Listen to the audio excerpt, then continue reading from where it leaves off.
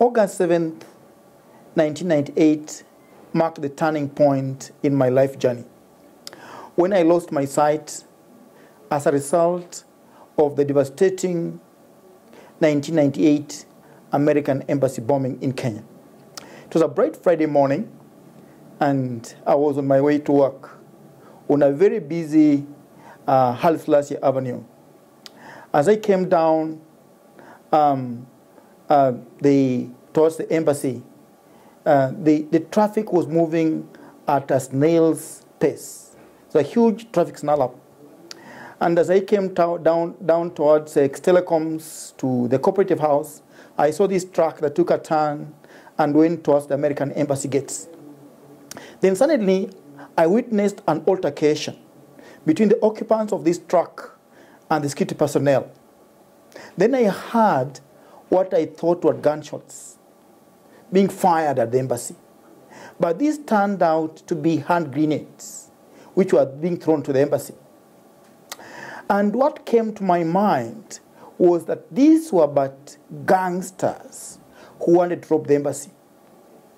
It never occurred to me that they were terrorists.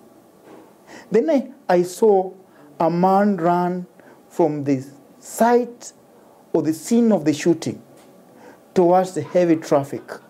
By that time, we had just reached at the intersection between the Haile Selassie Avenue and Moi Avenue, where the embassy was located. And then, as this man came running towards our car, that's when the huge blast went. And from that day, I have never witnessed light of day again. I became blind. I was rescued from the scene of the shooting after the accident by a good Samaritan, I can't tell who it was, and taken to Kenyatta National Referral Hospital, where Kenyan doctors and German surgeons who were flown in tried their very best to save my sight, but without success. 2 months later, I was discharged from the hospital, and the doctor in charge by the time, Dr. Gondi, told me, "Douglas, you know what? After 6 months, you will be able to regain your sight." And I've been waiting for that miracle to happen for the last 24 years. I would have skinned them alive, little by little, slowly by slowly, so that they could experience the pain and the trauma and the agony we're going through. But down the line, I realized that anger and bitterness only but retards healing. That's the time when my faith kicked in, my faith in the Almighty God. And I felt like I must move on. There was some power in me that just told me, "Douglas, pick up the pieces and go so that you can grow." And I started picking up the pieces. Little by little, I gained through courage, resilience, and the power of the human spirit. And I moved on through my rehabilitation and the many kind of activities I've done over the years. We Kenyans have been left to fend for ourselves and God for us all.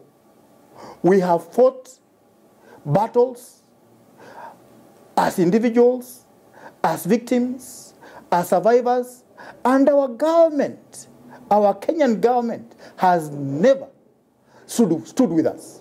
They have left us to fight for ourselves.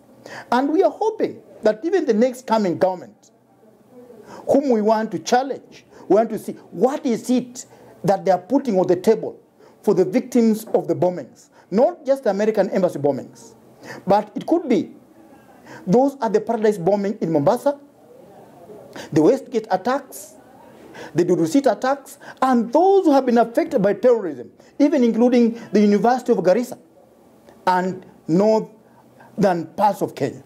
So we have been left to stand alone. No one has ever stood with us. And this is the time that we must seize the moment as victims and challenge our current government and any government which is going to come in place to see to it that our plight is addressed. When you kill by the sword, you'll also be killed by the sword. These men behind the Kenyan bombing, the September 11 bombing, the Al-Qaeda leadership, killed by the sword. So now they are receiving the same sword and being killed by the same sword that killed us. To me, this is an act of God. And on the 17th of January, 2007, I embarked on that journey, cycling through 10 African countries, from the pyramids of Giza in Egypt, coming through Aswani Haida. We crossed Lake Nasser to Sudan. And then we cycled through the Nubian Desert. From the Nubian Desert into Sudan, we came all the way through to Ethiopia. And we crossed through some of the holy sites that the Jewish had lived in Ethiopia, like the Gondas, the Bahadas, and the Blue Nile Gorge. One of the toughest climbs, especially for someone cycling.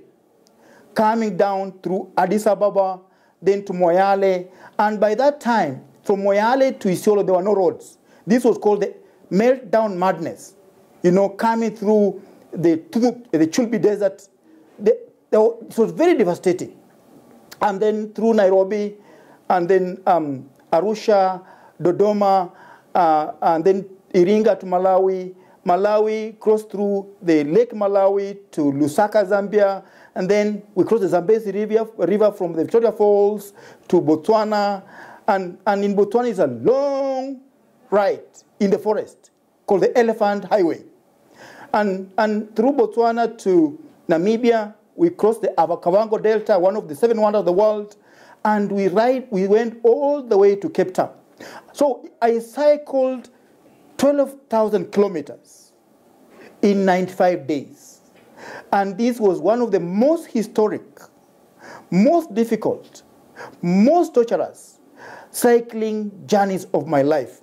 And I was doing this in honor of victims of terrorism around the world, and also to raise the issues of the plight of the Kenyan victims.